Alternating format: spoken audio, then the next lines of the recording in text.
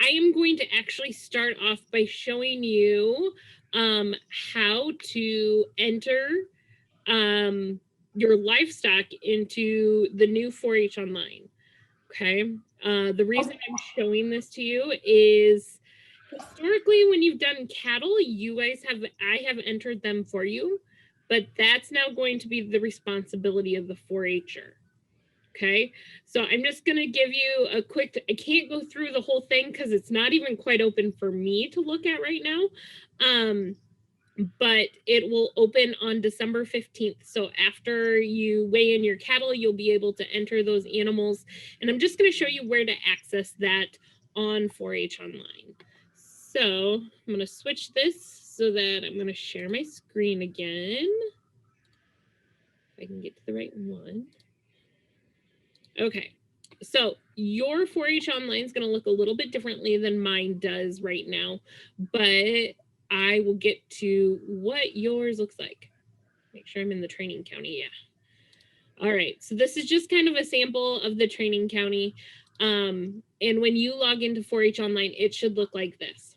So it would say your last name and have all your information here, and then your members would be listed here. So what I'm going to do is I'm going to click view next to the member's name I want to add an animal for. It's going to type in all of their information. And then over here on the left hand, you will see animals listed. Okay. Other people have practiced, so that's why I chose to do this one for you. So what I'm going to do is I'm just going to click register animal. Okay. If I had previously registered animals, they'd pop up over here. I am going to actually add new animal. So this is going to pop up. So add new animal. I'm going to select what animal I want. If your brother was going to show the dog, you would click dogs and you would then enter his name. If I'm correct, the dog's name is Buddy, right? Yep. Okay, so I'd put that there. Like I said, it's not fully open for me. So when I click save, oh, it did actually. I lied. Okay, so last time I tried this, it did not do this. So then I'd be able to walk through and I'd be able to enter this animal. I'd click show questions and it would have the questions that I need. So animal birth date, if you notice, only the required information is really what is needed. So animal birth date, you wouldn't need to, but you can put that in. What breed it is, colors and markings, rabies expiration date, the serial product number, vaccination, animal gender, years of training. So this is the animal. How many years have they gone to training? And how many years of training has the member had? So these numbers can actually differ. I'm going to go back because I don't want to actually create this. I didn't expect it to actually work for me. I'm going to delete that animal and it'll completely go away. So let's try this again with, see if it works. We'll do market beef. Biggest thing, whoops, as I click things. I'm going to do market beef, and then I'm going to enter a tag number here. I don't think I should have had this out for me. I'm going to turn around here, and I'm going to stop sharing for a second. I'm getting all my stuff ready for weigh-in, so I have tags at my desk. How convenient, right? Yeah.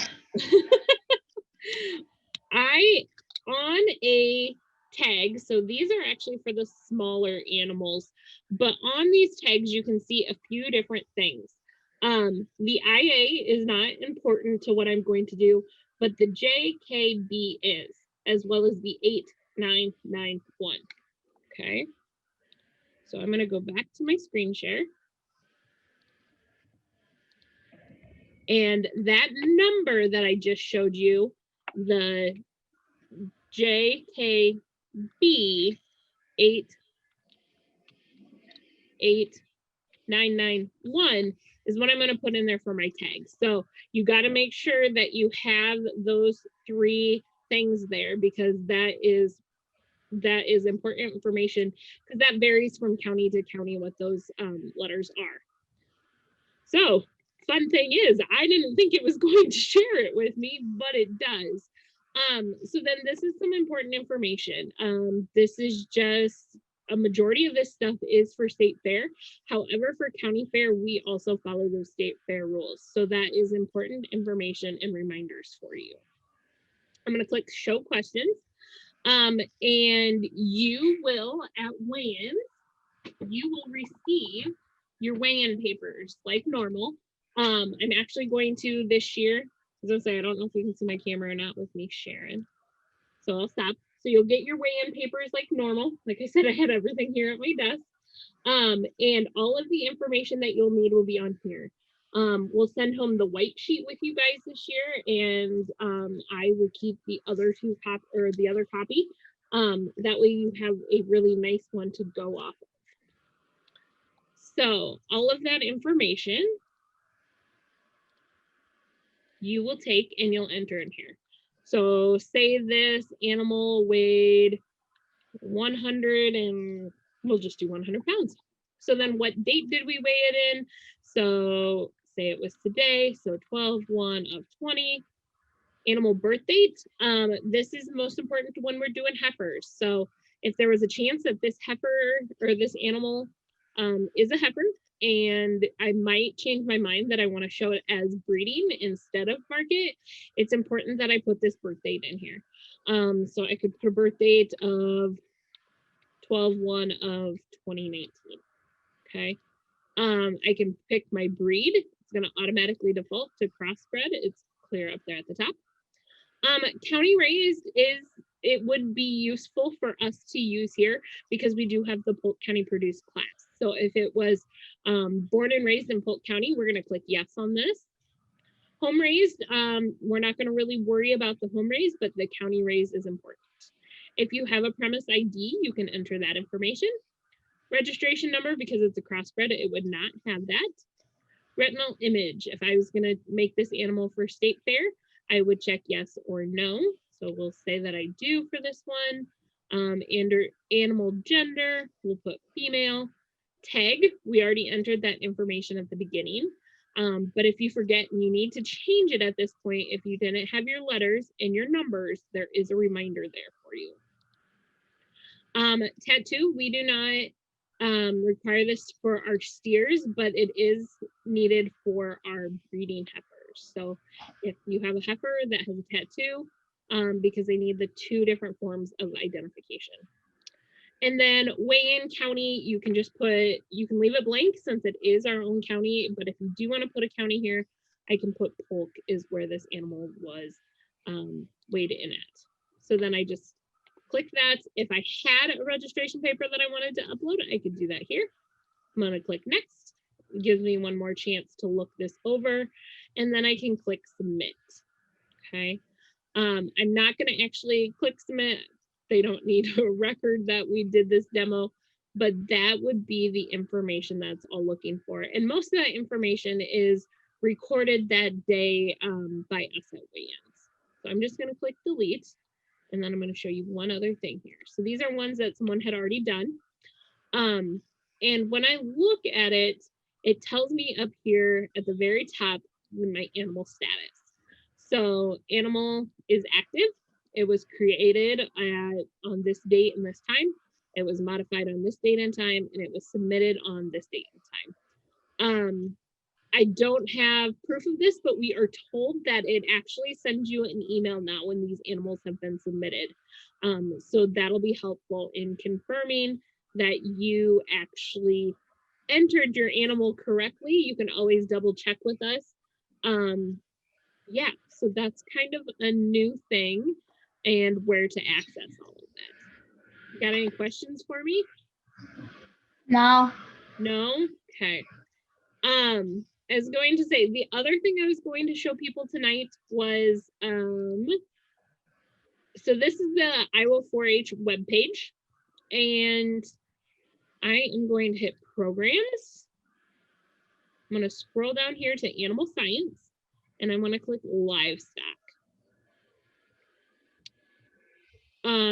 Over here, so there's some livestock information. Everything I just showed you, essentially there is a help sheet on here. that'll walk you through that, or I can do that as well. But I can also come over here and under animal showcasing, I can find 4-H show requirements. 4-H 202 is the numbers for it. And on this, it lists everything that is required for showing. Most of the time it is just for state fair, but I guess it has everything broken down. So some of our rules may vary a little bit. For the most part, we do follow state rules. So I will show this for you. Looks like we have someone else joining us. Welcome. I want to show my PDF here. So this is a document 4-H 202, livestock identification, weighing, and exhibiting requirements for county, state, and interstate shows. So it just kind of breaks things down here. Age requirements, YQCA is required for all meat animals, including their breeding. So everything listed here requires a YQCA certification. That can be done now. However, to enter for county fair, that must be complete or you will not be able to hit submit on those entries for county and state fair. So that's a feature of Fair Ed Progress. Ownership requirements, that's all listed out here. Animal care and housing, weighing and tagging is listed, important deadlines, and specific requirements for county and state. So I use this one because this is our first thing coming up. Market beef, steers, and heifers, a maximum of 10 head can be identified per youth. Official Iowa 4-H tag and weighed in at the county weigh-in. So retinal images are required if it's going to the state fair, and a 4-H online ID is required by February 1. So these just kind of have the breakdown for each species, what ID requirements are needed. So